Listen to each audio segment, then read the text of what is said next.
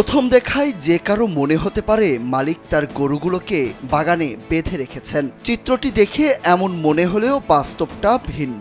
এটি কোনো গবাদি পশু রাখার জায়গা নয়, এটি মূলত একটি থানা চত্বর। আর এখানেই 10টি গরু আটক করে নিয়ে রাখা হয়েছে। এই ঘটনা এলাকা জুড়ে বেশ চাঞ্চল্যের সৃষ্টি করেছে।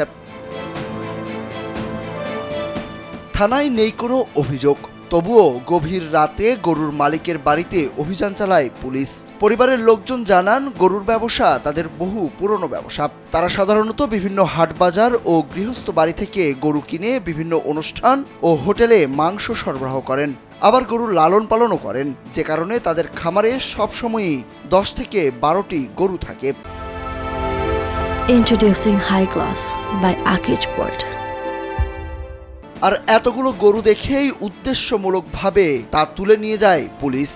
পুলিশ সন্দেহ করে কইছে ইনফর্ম দিতে, ঠিক আছে মাল লোক আছে, আবার তারা নিয়ে আসেন, যদি মাল করে আমার আমরা তার বাড়ি বেঁচে দিতে দেবো, মালটা আমার ঘর। অভিযোগ দিছে ভালো কথা, অভিযোগ দিল কিরা, তাহলে আমার সেই সময় আনা লাগবো না যে এই গরুটা যার গরু হারাইছে, যে এই গরুটা আমার আপনি নিয়ে যাবেন, আমি বাড়ি পয়সা দিয়ে দেবো, কোনো কথা নাই, আপেল নাই। আর আমার গরু যদি থাকে তাহলে আপনি নেবেন কেমন কিনে? আপনার অভিযোগ দিল আর আপনি আমার বাড়ি করলেন না, গরু নির্ভর না, আমার হাইজা চালক হয়েছে, আমিও করছি। যে গৃহস্থদের কাছ থেকে গরুগুলো কেনা হয়েছে, গরু থানায় নেওয়ার খবরে তারাও এসে হাজির হন পুলিশের কাছে। জানান, গরু ব্যবসায়ী গাজী হাওলাদারের কাছে এর আগেও অনেক গরু বিক্রি করেছেন তারা। এগুলো কোনো চোরাই গরু নয়।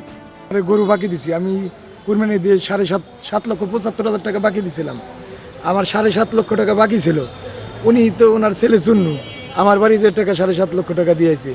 এই তারিখে আমি 5 লক্ষ টাকা বাকি দিছি, ও আমার বাড়ি যে টাকা দিয়ে আসবে। ওনার পিছনে হয়তো ওনার কোনো অন্য লোক কাজ করতেছে, এই জন্য তারা ক্ষতিগ্রস্ত করার জন্য কাজ করতেছে। তাছাড়া তো আমি আর কিছু দেখি না। তার কারণ চাইলে তো আমি যেরকম গরু বাকি দিয়ে দিছি, অন্য একজন গরু বাকি দিয়ে দিছে, তার প্রতি আমাদের বিশ্বাস আছে, আগে বড় গরু নিছে সে। রাজবাড়ীর গোয়ালন্দ উপজেলার দৌলদিয়া হাসেন মোল্লাপাড়া এলাকার গরু ব্যবসায়ী ও মাংস বিক্রেতা গাজী হাওলাদারের সঙ্গে ঘটেছে এমন ঘটনা। বৃহস্পতিবার গভীর রাতে গাজী হাওলাদারকে আটকের পর সকালে থানার জানালা দিয়ে তিনি জানান, কোনো কারণ ছাড়াই তাকে আটক করে তার সম্মানহানি করা হয়েছে। সব গরু আল্লাহর যে আইছে, এই আল্লাহর কাছে হাজার ধন্যবাদ। মেলা দূর মঙ্গলপুর ইসে 5 লাখ টাকা পাবো, 3 লাখ পাবো, আর ব্যাগ গরু ভাই কিনা তোমার রাত্রে পুলিশ আসবে। আমি তো পুলিশ আসবে কে? আমি তো কোনো অন্যায় করিনি, কয়টা হাইরে তো আমি না পলাবো না, ধরে নেয়নি পলাবো। অন্যায় করলে ভয় করলে সে পলাম নাকি, পলাম কে? যেরকম সব গরু আল্লাহর আইসে করলে তো নেই, ওইটা আমার, আমি 1.5 লাখ পাবো, আমি 3 লাখ পাবো, আমি 3.5 লাখ পাবো, ঝুলুর ভাই পাবো 5 লাখ 3 দিয়ে। আর গোয়ালন্দ ঘাট থানার ভারপ্রাপ্ত কর্মকর্তা মোহাম্মদ রাকিবুল ইসলাম জানান, সোর্সের দেওয়ার তথ্যের উপর ভিত্তি করে গরুগুলো চোরাই বলে থানায় নিয়ে আসা হয়। পরে যাচাই বাছাই করে জানতে পারেন গরুগুলো চোরাই নয়, গরুগুলো মালিকের কাছে আবারও হস্তান্তর করা হয়েছে। কষার বাড়িতে সর্বোচ্চ 2 থেকে 3টা গরু বা 5টা গরু থাকতে পারে জবাই করার জন্য। সেখানে যেহেতু গরু পাওয়া গেছে 10টার মতো গরু পাওয়া গেছে, এই জন্য সন্দেহজনক হয় গরুগুলো এনে সঠিক জিজ্ঞাসাবাদ করে তাদের জিম্মায় দেওয়া হয়, অর্থাৎ প্রকৃত মালিক যারা তাদের জিম্মায় দেওয়া হয়, অর্থাৎ গাজী যে গরুগুলো কিনেছেন তার জিম্মায় দেওয়া হয়।